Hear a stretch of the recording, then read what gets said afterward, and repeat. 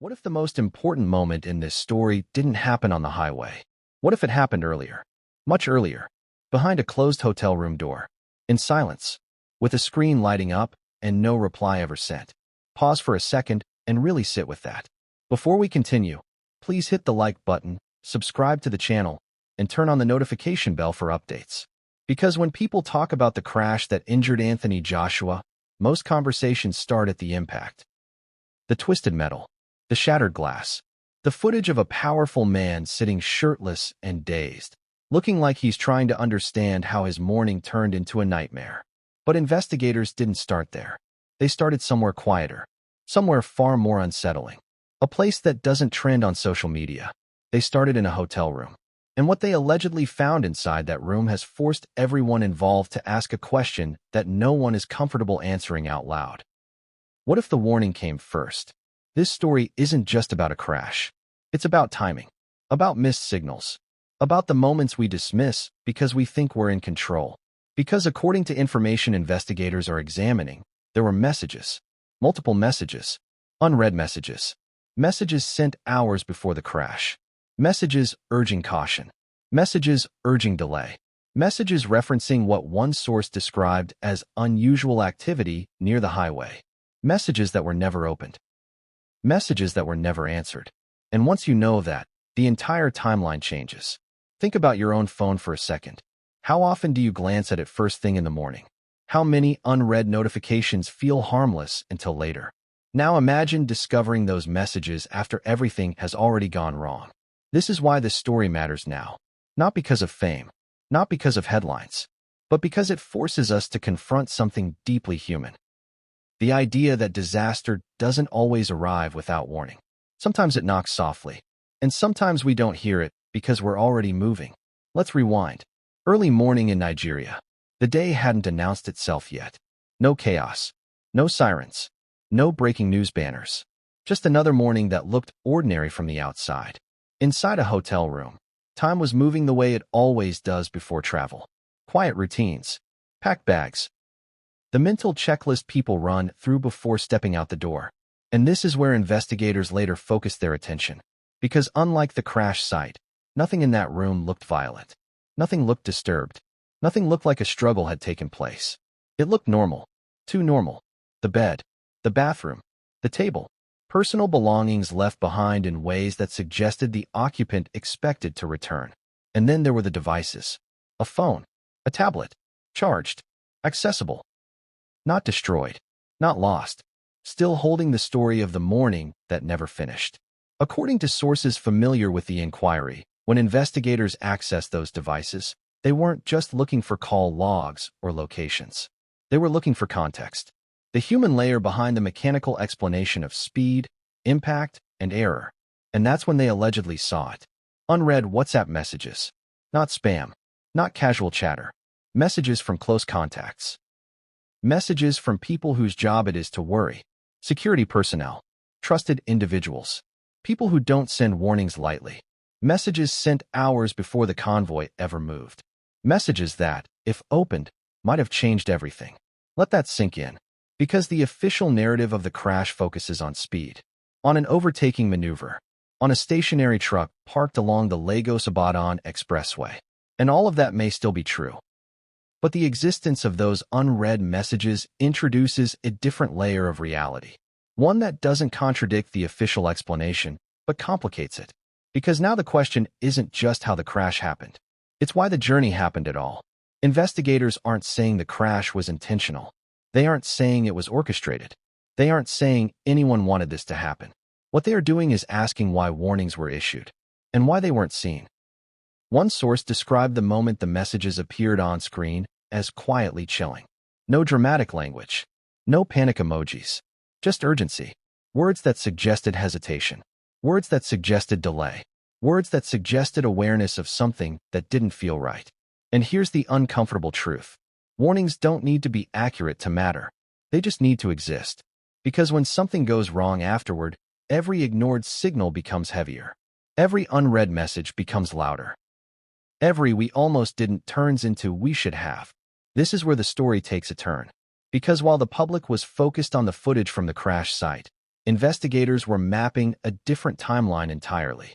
A timeline that begins not with tires on asphalt, but with messages traveling through invisible networks, lighting up screens that were never checked. And that raises a question that cuts straight through the heart of this case.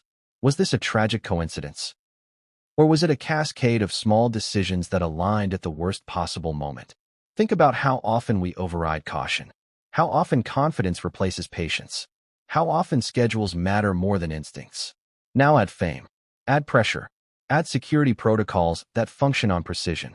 Suddenly, a delay isn't just inconvenient. It's disruptive. It affects convoys, routes, timing, commitments. And yet, safety warnings exist for a reason. This is why investigators didn't dismiss the messages as irrelevant.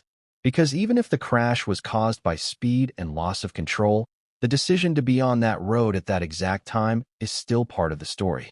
And the existence of unread warnings complicates accountability in a way no mechanical failure ever could. As the investigation unfolded, another detail quietly emerged. Joshua wasn't seated in the front. He was behind the driver, alongside another passenger. His security detail followed behind the Lexus. This matters, because it speaks to trust, to delegation, to the idea that someone else was managing the immediate environment while he focused on the destination. And yet, the warnings weren't sent to the driver alone. They were sent to him, which means the system worked up to a point. Information moved. Alerts were issued. Concern was communicated. But somewhere between delivery and acknowledgement, the chain broke. And that's where investigators are now focusing their attention. Not to assign blame, not to create conspiracy, but to understand sequence. Because sequence is everything. The SUV reportedly traveled beyond the legally prescribed speed limit. It attempted an overtaking maneuver. It lost control. It collided with a stationary truck parked on the side of the road. 5 men were involved in total. 2 people lost their lives. Joshua sustained minor injuries and was taken to hospital. Those are the facts as presented. But the context surrounding those facts is what keeps this story from settling. Because once you know there were warnings, silence becomes part of the evidence. And silence is difficult to interpret. Was the phone unattended? Was the tablet left behind deliberately or accidentally? Was there a moment when the messages could have been seen but weren't? Investigators aren't speculating publicly. They're reconstructing, minute by minute, notification by notification. And every reconstruction begins in that hotel room. The room that looked ordinary. The room that held extraordinary implications. This is where the story really begins. Not with impact, not with sirens, not with viral footage, but with a decision made or not made in the quiet hours before the sun fully rose. And here's the part that unsettles everyone involved. If those messages had been opened, nothing about this morning would look the same. We would be telling a completely different story, or maybe no story at all. And that leads us to the next question investigators asked themselves. What exactly prompted those warnings in the first place? Because when someone says unusual activity near the highway, they're not guessing. They're responding to something. And uncovering what that something was would pull investigators out of the hotel room and toward the road itself. But what they found when they started asking that question would complicate the case even further. Because the highway had a story of its own, and it was already waiting. What if the day didn't start with danger, but with routine? What if nothing felt wrong at first? Because that's how most disasters begin. Quietly, ordinary, deceptively calm. The morning Joshua left the hotel did not announce itself as historic. There were no raised voices echoing down hallways. No frantic knocks at the door. No alarms blaring. Just another early start, the kind that blends into a life built on schedules, travel, and constant movement. And that's exactly why investigators keep coming back to it. Because when you strip away the headlines, the sirens, the wreckage, what remains is a simple question. How does a normal morning turn into a national tragedy? Let's slow it down. Not rewind with drama. Not replay it with hindsight. But walk through it the way it actually unfolded. Early hours. Pre-dawn light barely creeping through curtains. The city outside beginning to stretch awake. The kind of moment where time feels paused, suspended between rest and responsibility. Inside the hotel, there's movement. Not chaos. Movement. Security personnel checking routes. Phones buzzing quietly. Conversations kept low, professional, measured. This wasn't a rushed departure. It wasn't sloppy. It followed a familiar rhythm that had played out countless times before. And that's the danger. Familiarity dulls urgency. When you've done something 100 times, the 101st feels automatic. You trust systems. You trust people. You trust that if something is wrong, someone will say it loudly enough to stop everything. But sometimes warnings don't shout. Sometimes they whisper. According to information investigators later examined, messages were already circulating before the convoy ever started moving. Messages that didn't scream panic, but carried concern. Messages that suggested hesitation. And yet, the mourning continued. Think about that. Somewhere, someone typed words meant to slow things down. Somewhere else, preparations carried on as if nothing had changed. Two realities moving in parallel, never intersecting. This is where the story becomes uncomfortable because it challenges how we think about control. From the outside, people assume someone like Anthony Joshua moves through the world with absolute protection. Layers of security. Detailed planning. No room for randomness. But protection isn't immunity. And planning isn't prophecy. Inside the hotel room, the environment remained still. Belongings arranged. Devices present. Nothing scattered. Nothing abandoned in haste. Investigators would later describe the scene as consistent with expectation of return. That detail matters, because it suggests no one thought this was a one-way journey. No one woke up thinking, this is dangerous. No one packed like they were bracing for impact. No one behaved like something bad was inevitable. That's how close normality and catastrophe can sit next to each other. As the morning progressed, the decision to leave solidified. Vehicles were ready. Routes were chosen. Timing was locked in. And this is where hindsight becomes cruel. Because we now know what happened later. But they didn't. At that moment, it was just another drive. Another stretch of highway. Another convoy formation. Another calculation of speed, distance, arrival time. Investigators have since focused heavily on this point in the timeline. Not the crash. The commitment. The moment when staying became leaving. Because once the convoy pulled away, the window for intervention closed. And that window may have been open longer than anyone realized. Sources familiar with the investigation say the messages warning against travel were sent early enough that, had they been read, plans could have changed.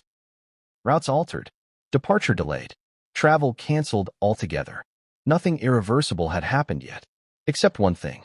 The messages were unread. And that silence is deafening. Ask yourself this. How many times have you missed a message that later mattered?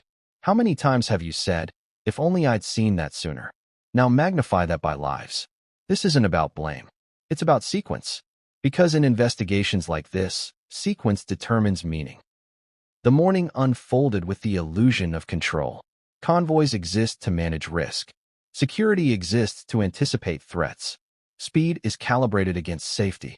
But highways don't care about preparation. They respond only to physics. Once the vehicles reached the Lagos-Ibadan Expressway, variables multiplied instantly. Traffic patterns, road conditions, other drivers, parked vehicles, and speed compresses time. The faster you go, the fewer decisions you get. Authorities later stated the SUV was believed to be traveling beyond the legally prescribed speed limit, that it lost control during an overtaking maneuver. These are technical explanations. They explain how. They don't explain why this road, this moment, this alignment occurred. That explanation begins earlier. Back in the hotel room, investigators didn't just look at timestamps. They studied behavior, patterns, habitual actions. Did he usually check messages immediately upon waking? Did he rely on aides to filter urgent communications? Were there protocols for escalating safety concerns? These questions aren't accusatory. They're procedural, because systems only work if every link performs its function. And somewhere that morning, a link didn't. As the convoy moved forward, the gap between warning and consequence narrowed. And no one knew it. That's the terrifying part. No alarms. No last-minute calls. No dramatic intervention. Just momentum. Witnesses would later describe the vehicles moving confidently. Nothing erratic. Nothing that suggested panic or hesitation. Until suddenly, everything changed. But we're not there yet. Because before impact, before loss, before footage and headlines, there's one more crucial layer investigators examined. Intent. Not malicious intent. Human intent. What was the goal of that trip? Timing pressures matter. Schedules matter. Public appearances, private commitments, logistical chains. Canceling travel isn't simple when multiple people and resources are involved. Delays ripple outward. Plans collapse. Costs accumulate. And that creates bias. A subtle push toward continuing even when hesitation appears. Especially when hesitation arrives quietly. The messages reportedly didn't say, "Don't ever travel again." They said, "Don't travel this morning." That specificity matters. Because it implies temporality. A window of risk. A moment that could pass. And that raises the stakes even higher. If danger was time-bound, then the decision to leave during that window becomes the critical pivot of the entire story. Investigators haven't publicly confirmed the content of the messages beyond general descriptions. And that restraint is intentional, because speculation can outrun facts. But the existence of the messages alone reshapes the narrative. This wasn't a random drive on a random road. It was a choice made in the presence of caution. And that doesn't mean it was wrong. It means it was human.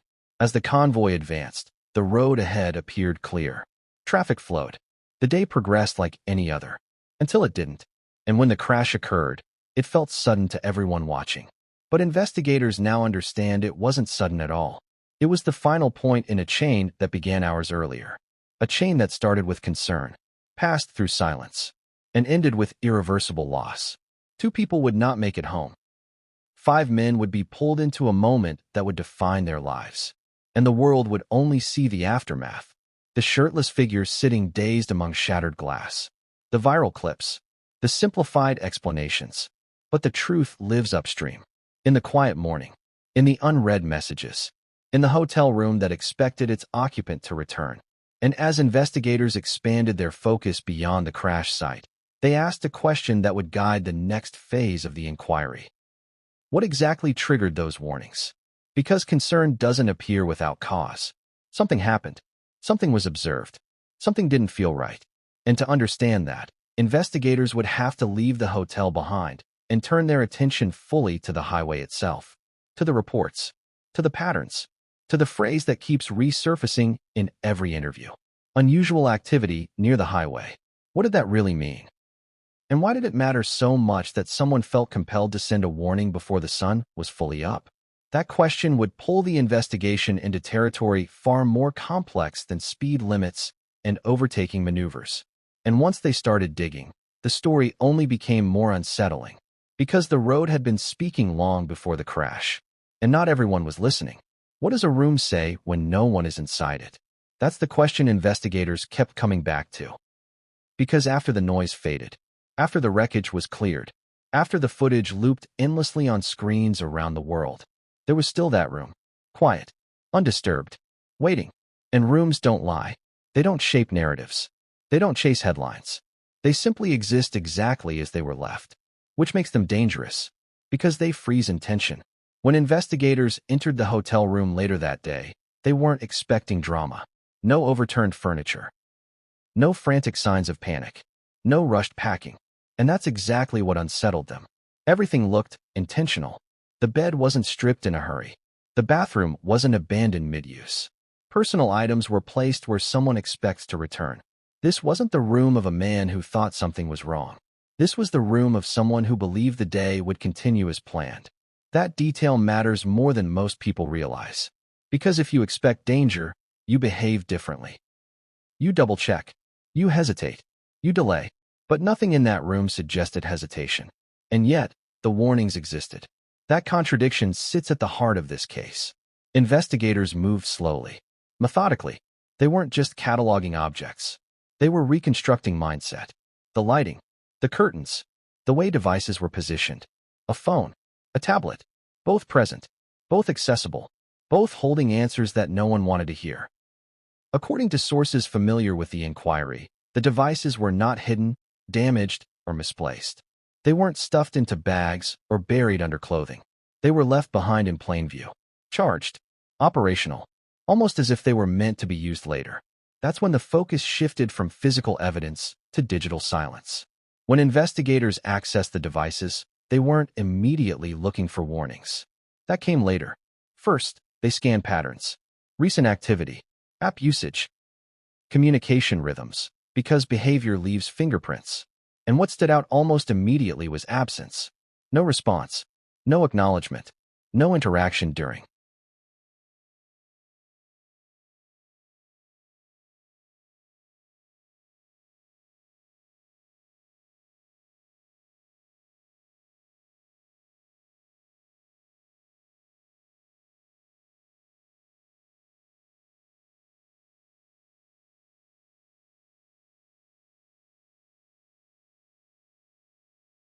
The critical window when messages were arriving.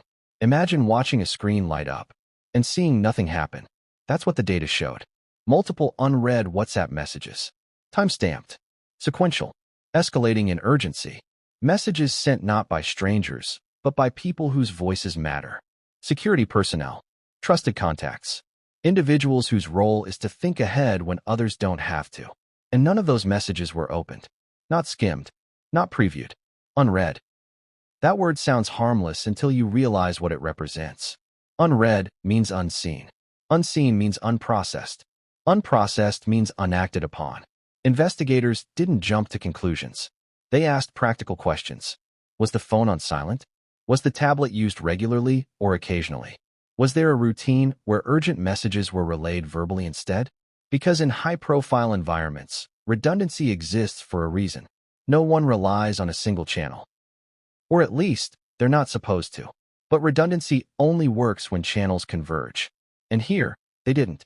One investigator reportedly described the moment the messages appeared on screen as disorienting.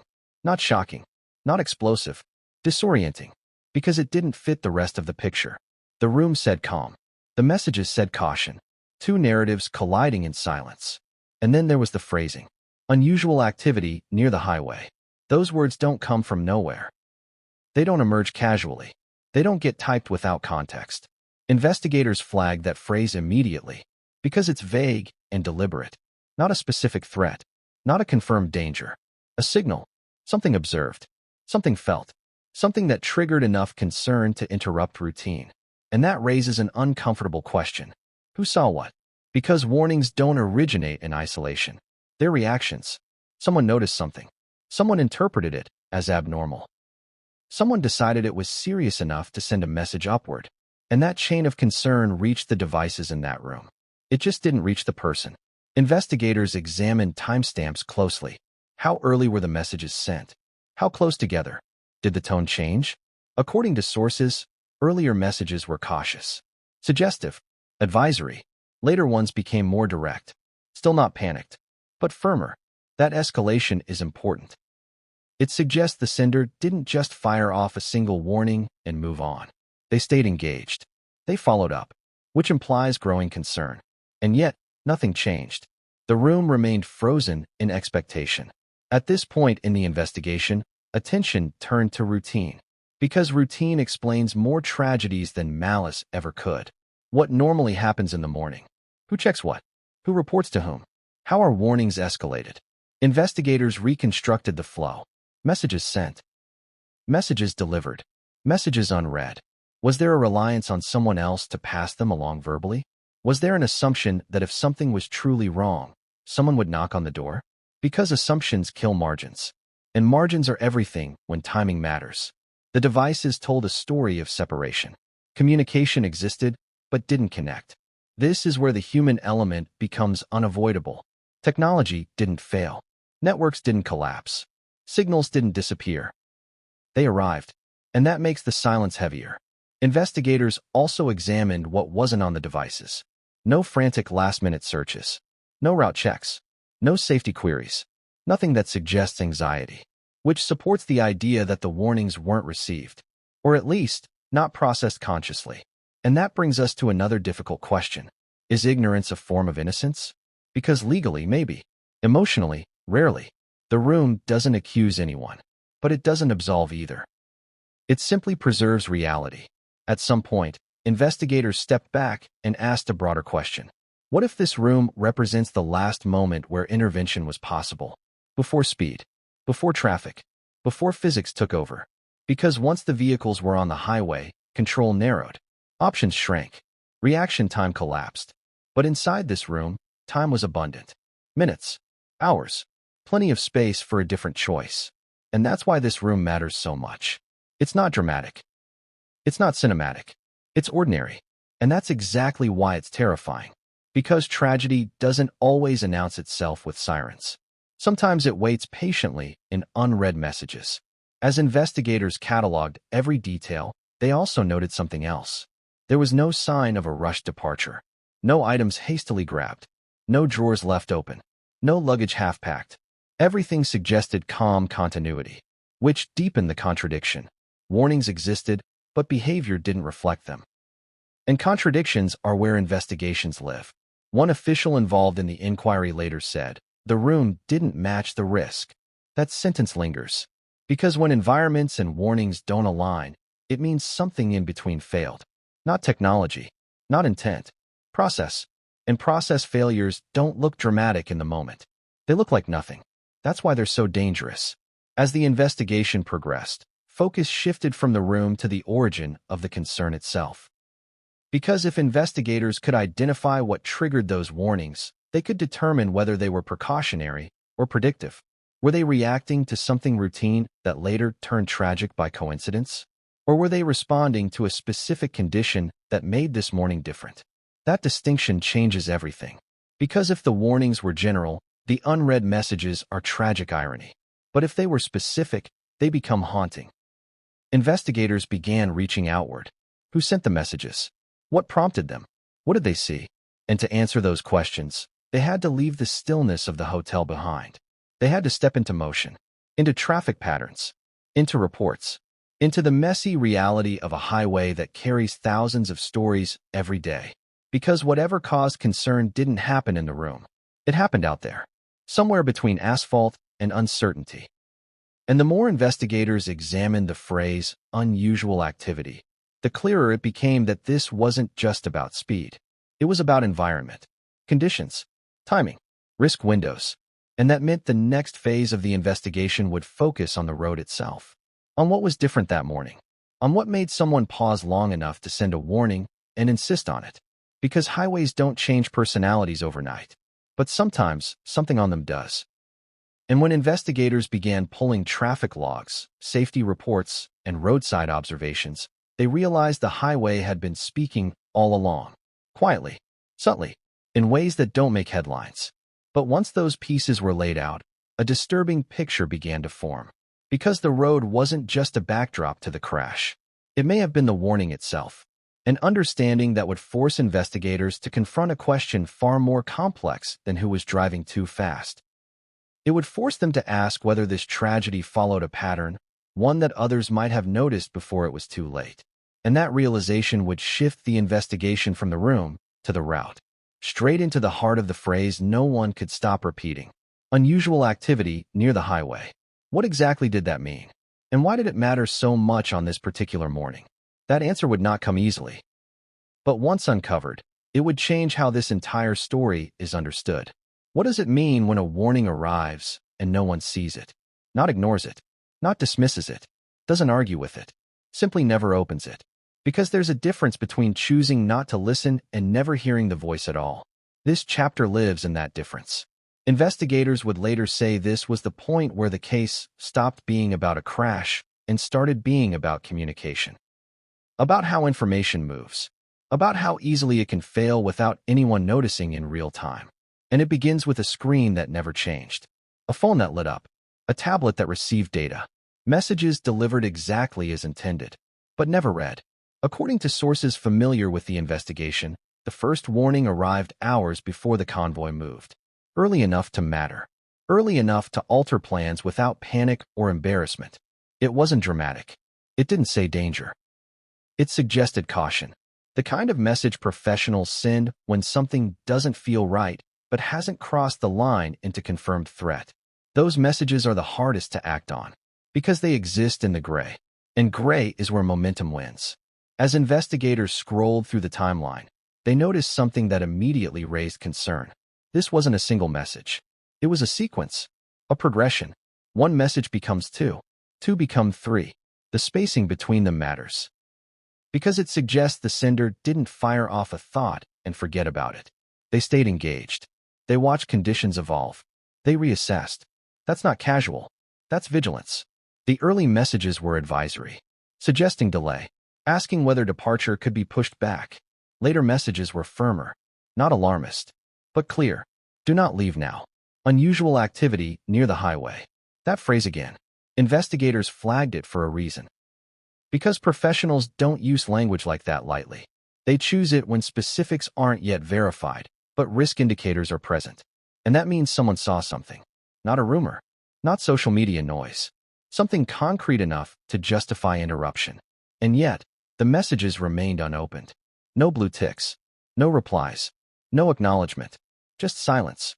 This is where the case becomes deeply human, because unread messages aren't proof of negligence. They're proof of vulnerability. Phones fail us all the time. Notifications blur together. Urgent messages look identical to unimportant ones until it's too late. Investigators know this. That's why they didn't stop at the fact that the messages were unread. They asked why. Was the device on silent? Were notifications disabled? Was there an assumption that urgent matters would be escalated verbally? Because in high-security environments, redundancy is supposed to catch failures. If one channel fails, another compensates. But redundancy only works if people trust it enough to rely on it and monitor it. Here's where contradictions start to surface. Security personnel reportedly did what they were trained to do. They observed. They assessed. They warned. The system functioned up to a point. But somewhere between sending the message and changing the plan, the signal died. And no one knew it had. Investigators reconstructed the morning minute by minute. Message sent. Notification delivered. No interaction. Then another message. Same result. Then another. Still nothing. From the outside, it looks baffling. From the inside, it's terrifyingly ordinary. Because most disasters aren't caused by one big failure. They're caused by a series of small ones that never trigger alarms. The warnings weren't dramatic enough to force action on their own. They required interpretation, judgment, decision-making, and those require attention, which brings us back to the device itself. Investigators examined how notifications were typically handled. Did Joshua personally monitor messages first thing in the morning? Or did aides filter communications? Because filtering is efficient until it isn't. If someone else is expected to surface urgent messages verbally, and that expectation isn't met, silence can masquerade as safety. No one panics. No one intervenes. Plans proceed. And that's what appears to have happened here. The messages arrived. They stayed on screen. They waited. And the morning moved on without them. This is the part that unsettles investigators the most. Not the crash. The missed opportunity. Because warnings don't guarantee prevention, but they create choice. Without them, events feel inevitable. With them, they feel tragic. Investigators also noted something else. The messages were not marked as read even after the crash. That detail matters, because it suggests the device may not have been accessed at all during the critical window. Not skimmed, not checked quickly, not glanced at in passing. Unread means untouched, which raises another question. Where was attention focused? Preparing to leave involves coordination, conversations, movement, distractions. Phones are often set aside in those moments. And that's where timing becomes cruel. If the messages had arrived 10 minutes later, or 10 minutes earlier, this story might be different. But they arrived exactly when attention was elsewhere. And no system compensated for that gap. Investigators then turned to the senders. Who were they? What prompted them? What exactly did they observe? Those answers matter. Because if the warnings were based on something specific, then unread messages represent a lost defense layer. If they were precautionary, they represent tragic coincidence. The distinction is critical. Sources say investigators conducted detailed interviews with the individuals who sent the messages. They wanted to understand context. What triggered concern? How unusual was the activity? Was this a routine warning or an anomaly? And what emerged was nuance. The activity near the highway wasn't described as constant. It wasn't a long-standing issue. It was time-bound. That detail cannot be overstated. Time-bound risk changes everything. It means waiting could have mattered. It means delay wasn't just inconvenience. It was mitigation. And that's where the weight of unread messages becomes almost unbearable. Because now the warnings aren't just information. They're lost time.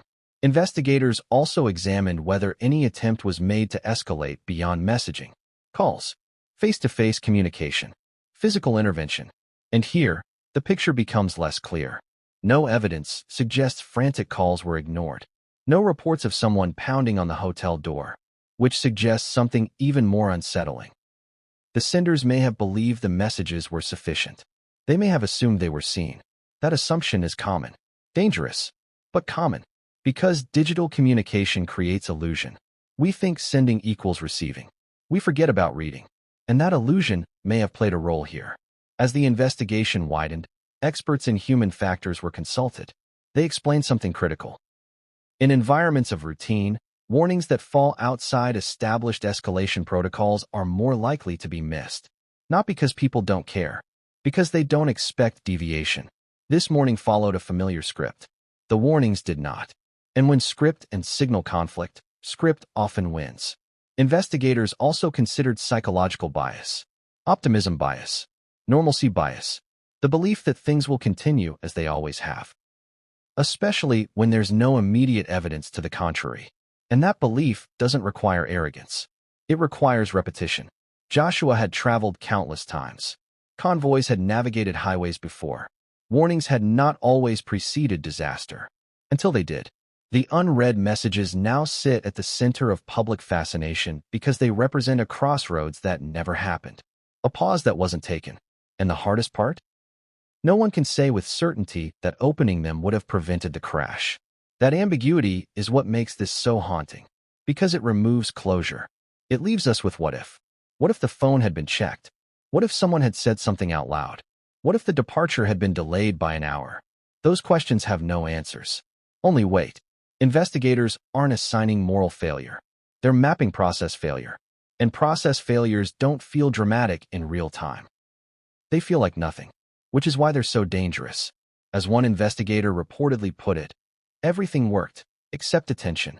That sentence captures the entire tragedy. The warnings existed. The concern existed. The opportunity existed. But attention didn't. And once the convoy moved, attention shifted to driving, traffic, coordination. There was no going back. The unread messages became artifacts. Evidence not of wrongdoing, but of fragility. This chapter of the investigation forced authorities to ask a broader question.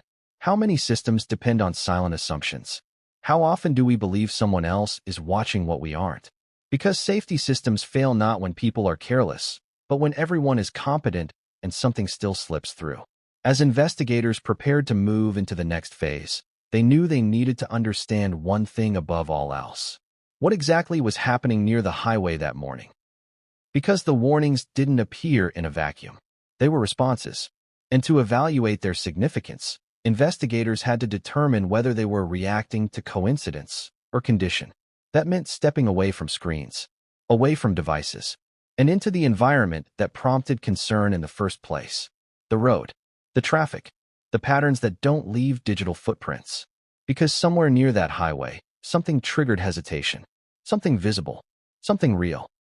An uncovering that would determine whether these unread messages were tragic background noise, or the clearest signal of all. That answer wouldn't come from a phone. It would come from asphalt, from observation, from understanding why someone felt compelled to type those words in the first place. Unusual activity near the highway. What did that actually look like?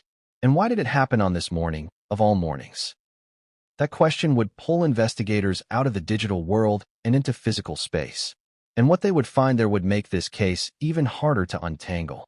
What does unusual actually mean when the road looks the same every day? Because highways are chaos disguised as routine. They carry thousands of stories at once, most of them invisible. And that's why investigators circled one phrase again and again. Unusual activity near the highway. 3 words. No specifics. No alarm bells. Just enough to make someone hesitate. Just enough to make someone send a warning. This chapter is about that hesitation. Because hesitation doesn't appear without stimulus. It's a reaction, a response to something observed, something that breaks pattern. And pattern is everything when you work around roads. Investigators began by asking a simple question. What does normal look like on this stretch of highway at that hour? The Lagos-Ibadan Expressway is not a mystery to professionals who monitor it. Traffic volume fluctuates predictably. Morning flows follow rhythms shaped by work commutes, freight movement, and local travel habits. There are times when the road is aggressive, times when it's sluggish, times when it's deceptively clear, and then there are moments when something feels off. Not dangerous enough to shut things down, not obvious enough to trigger sirens, just different. Investigators pulled traffic reports, road safety logs, informal observations from personnel who work that corridor regularly. They weren't looking for a smoking gun. They were looking for deviation. And deviation is subtle. A parked vehicle where investigators learned that the concern communicated via message wasn't theoretical. It was observational. Someone saw something that didn't align with expectation. And expectation is built on repetition. When something breaks that repetition, professionals notice. But notice doesn't always mean intervene. Because intervention requires authority. And authority requires certainty. That's the bind. If you warn too early, you disrupt. If you warn too late, you regret. And this warning landed in the narrow space between. Unusual activity. Not enough to halt everything outright. Enough to recommend delay. This is where the investigation grew more complex. Because now the question wasn't whether the crash was caused by speeding or a maneuver gone wrong. It was whether the environment that morning made such an outcome more likely. In other words, was the road temporarily unforgiving? Investigators studied speed data. Not just from the SUV involved, but from surrounding traffic. They looked for compression zones. Areas where traffic suddenly slowed or tightened. Because overtaking maneuvers are most dangerous in those zones. When drivers expect space and find resistance. And early indications suggested that morning may have been one of those moments. Not consistently dangerous, momentarily volatile, which aligns disturbingly well with the timing of the warnings. Now think about this. If the warning had been opened, what would it have prompted? Not panic, not cancellation, a pause, a conversation, a reassessment, maybe a delay until traffic normalized, maybe a route adjustment. Small changes, the kind that don't make headlines. But small changes alter outcomes. This is why investigators didn't dismiss the phrase as vague. Because vagueness is sometimes the language of professionalism. You don't exaggerate. You don't speculate. You state observation. And that's what this appears to have been. As the investigation continued, attention turned to who sent the warning. Their background matters. Experience matters. This wasn't a casual observer. This wasn't hearsay. This was someone whose role involves scanning for irregularities. And when that person says unusual, it carries weight. Investigators asked them to reconstruct their thought process. What exactly did you see? What made it stand out? Why did you feel compelled to send the message? And the answers were consistent. Nothing dramatic. Nothing explosive. Just a sense that conditions were stacking in a way that reduced margin. Margin is everything on a highway. Margin gives you time. Margin gives you options. Without margin, physics decides. Investigators also explored why the warning wasn't escalated beyond messaging. Why no call? Why no direct intervention? The answer is uncomfortable but familiar. Because the threshold hadn't been crossed. It wasn't an emergency. It was caution. And caution relies on cooperation. It relies on being seen. This is where the case brushes up against a hard truth. Modern safety systems are excellent at responding to emergencies. They are less effective at handling ambiguity. Warnings that don't scream can be missed, especially when everything else feels routine. This is why the phrase, unusual activity near the highway, has taken on such weight. It represents the gray zone where prevention lives. Not in certainty, not in fear, but in awareness. Investigators began mapping similar incidents along the expressway. Times when minor irregularities preceded serious accidents, and patterns emerged. Parked vehicles, temporary obstructions, traffic compressions. None of them cause accidents on their own. They create opportunity for error. And error becomes catastrophic when speed removes correction time. Which brings us back to the overtaking maneuver. Authorities later stated the SUV lost control while overtaking. Overtaking requires confidence. It assumes space. It assumes predictability. And predictability disappears when conditions shift subtly. This is why investigators are reluctant to reduce the crash to a single factor. Because the road that morning may have been momentarily hostile. Not malicious. Not designed. Just misaligned. As this understanding solidified, the unread messages gained new meaning. They weren't abstract caution. They were contextual. Someone perceived an alignment of factors that increased risk. And they acted. The message went out. And then nothing. No confirmation. No response. Which means the sender may have assumed it was seen. That assumption matters. Because if they believed the warning was acknowledged, further escalation may not have felt necessary. This is where silence becomes active, not intentional, but consequential. Investigators also considered whether similar warnings had been sent on other days without incident. Because false alarms desensitize systems. If you warn often and nothing happens, people learn to discount. But interviews suggested this warning was not routine. It stood out, which makes its unread status even heavier. At this stage, the investigation reached a crossroads. If the warnings were based on real, time-bound conditions, then the unread messages represent a missed defensive layer. If they were precautionary without specific cause, then the crash may be tragic coincidence. Determining which is true requires evidence the road doesn't preserve easily. Highways erase themselves. Traffic moves on. Conditions change. Moments vanish. Investigators rely on fragments, logs, witnesses, patterns. And patterns don't scream certainty. They whisper probability. This is why the case remains unsettled. Because probability doesn't convict, but it informs. An informed understanding matters when lives are lost. As the inquiry progressed, investigators began correlating the time the warnings were sent with traffic anomalies recorded by road safety officials. The alignment wasn't perfect, but it wasn't random either. Enough overlap existed to keep the question alive. Enough correlation to prevent dismissal. And that's when the investigation shifted focus again, from environment to decision. Because even in imperfect conditions, outcomes depend on choices. Speed, positioning, timing. And that brings us to the next critical moment in the timeline. The decision to leave. The moment caution lost to momentum. The moment staying became going. Because whatever the road looked like, whatever conditions existed, the final gatekeeper was choice. And choice is where human stories turn tragic. In the next chapter, investigators zero in on that decision. Why the convoy moved when it did. What pressures existed. What assumptions were made. Because between unread warnings and roadside hazards lies a single pivot point. A moment where everything could still have gone another way. And once you understand that moment, the entire story tightens. Because tragedy rarely comes from one cause. It comes from alignment. And alignment was building. Quietly. Relentlessly. That's where this story is headed next. Straight into the decision that sealed the morning. And once we step into that moment, there's no turning back. What if the most powerful moment in this story wasn't the crash, but the moment right before the door closed? Because decisions don't announce themselves as decisive. They feel routine. They feel reasonable. They feel like continuity. And that's why investigators call this the pivot.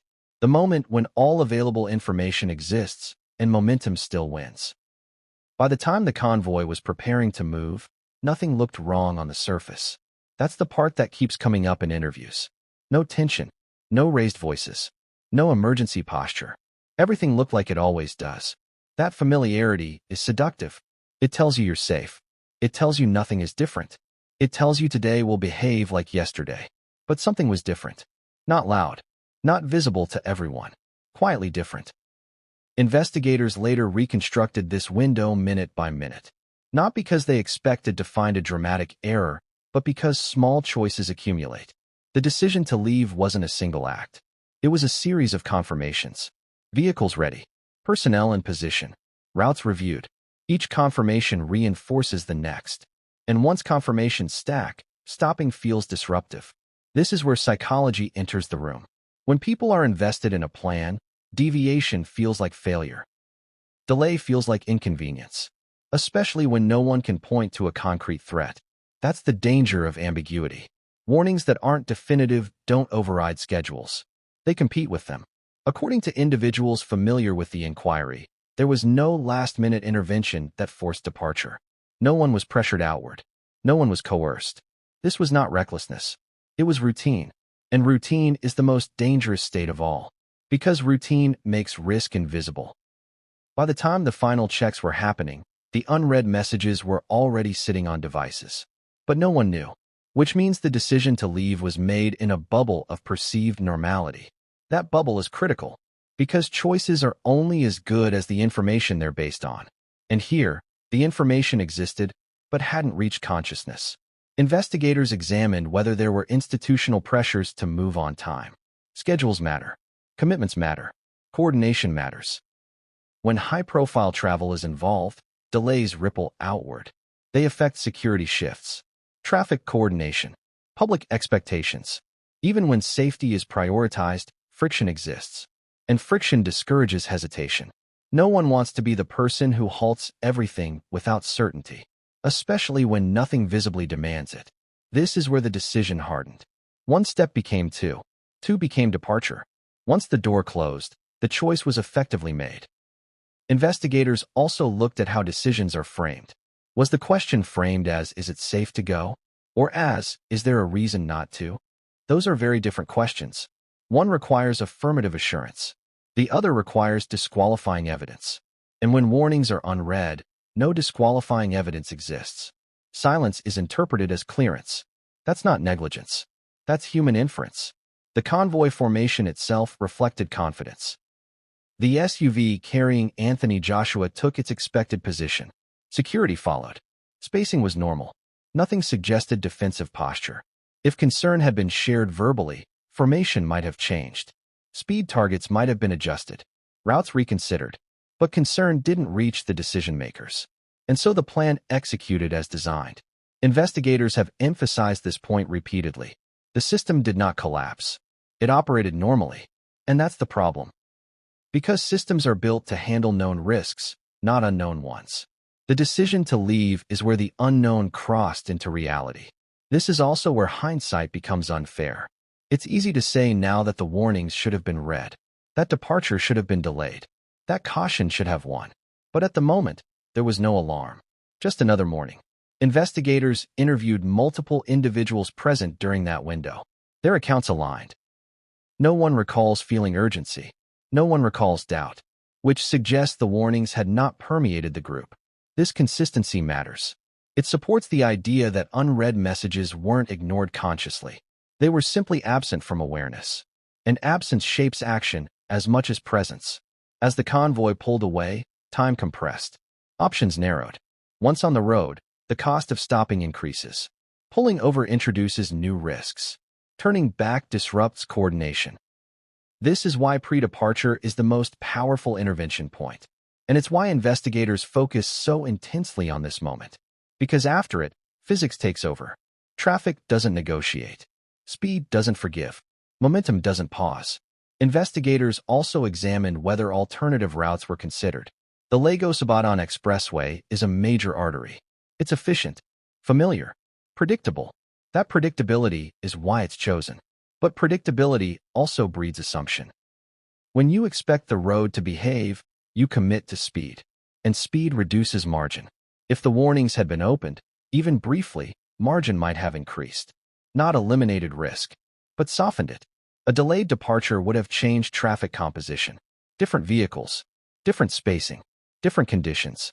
That's how fragile outcomes are. Small temporal shifts create entirely different environments. The decision to leave locked in a specific slice of reality. And once locked, nothing else mattered. Investigators also explored whether anyone along the chain felt hesitation but deferred to protocol. This is common in hierarchical systems. When roles are defined, people hesitate to override without authority. If warnings aren't explicit, escalation feels unjustified. No one wants to be the outlier. No one wants to cry wolf. And so caution waits for confirmation. Confirmation that never came, because it was sitting unread on a screen. As the convoy entered city streets, then merged toward the expressway, the last opportunity to reassess slipped away. No one knew it. That's the cruel symmetry. The most critical choice was made in ignorance. Not willful ignorance. Structural ignorance. And structural ignorance is harder to fix because it doesn't feel like error. It feels like normal operation. Investigators later described this phase as the narrowing, a period where options collapse without anyone noticing. Once the convoy reached cruising speed, dynamics changed. Communication focuses on driving, on spacing, on reaction. Strategic reassessment gives way to tactical execution. That's not the time for caution. That's the time for control. But control only works when conditions cooperate. And conditions that morning were shifting. The road was not static. Traffic was not uniform. A parked truck existed where it shouldn't have mattered until it did. An overtaking maneuver became necessary where patience might have been safer. These are split-second outcomes of earlier choices. Choices that trace back to a single moment. Leaving. This is why investigators resist framing the crash as a singular failure. Because it wasn't one mistake.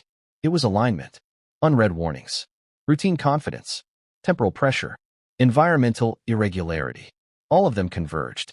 And convergence is dangerous because it hides responsibility across layers. No one feels solely accountable. And yet, accountability exists in sequence. This chapter is uncomfortable because it implicates normal behavior.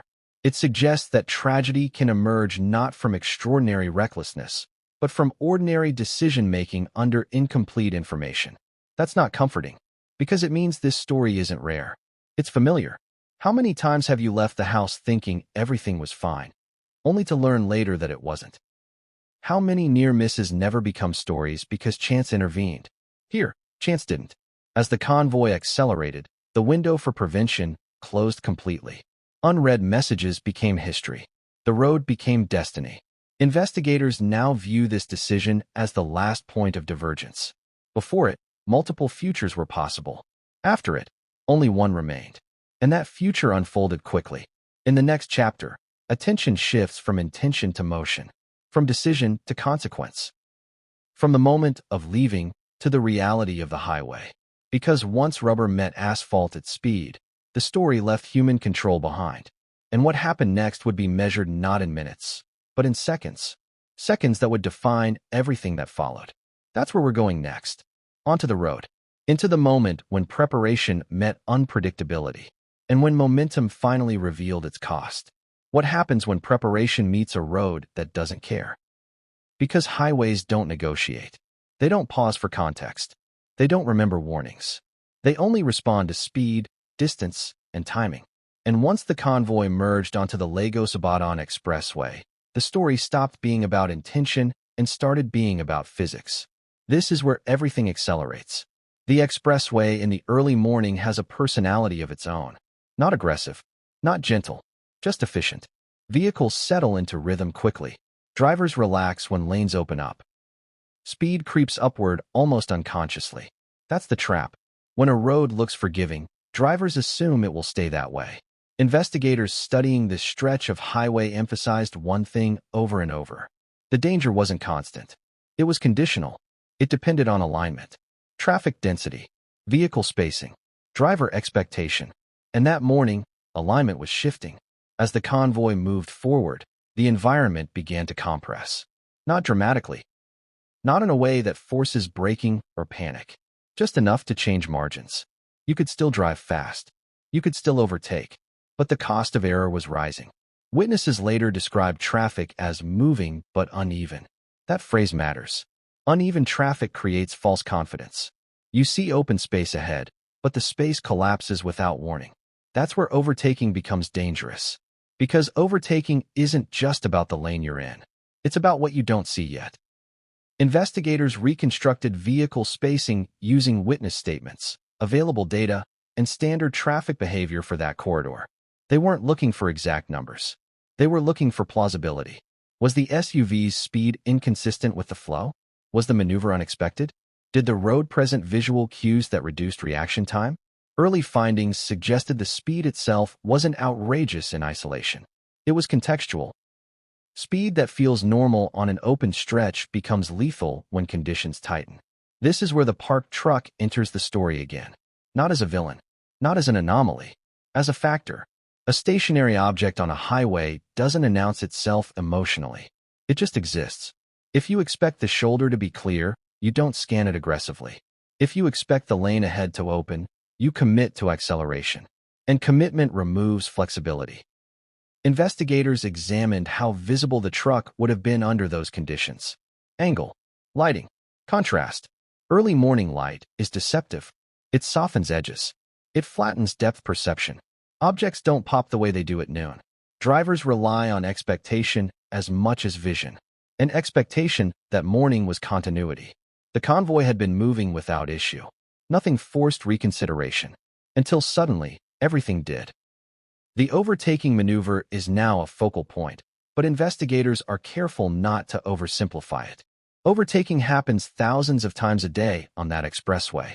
Most of them end uneventfully. What matters is when overtaking meets surprise. Surprise shrinks reaction time. Reaction time determines outcome. Once the SUV initiated the maneuver, the available options narrowed instantly. Brake hard and risk loss of control. Swerve and risk instability. Commit and hope space exists. These decisions happen in fractions of a second. There is no time for strategy. This is where the earlier warnings become haunting. Because warnings don't prevent surprise. They prevent exposure. If you're not there, surprise doesn't matter. But once you are there, everything is compressed into instinct. Investigators analyzed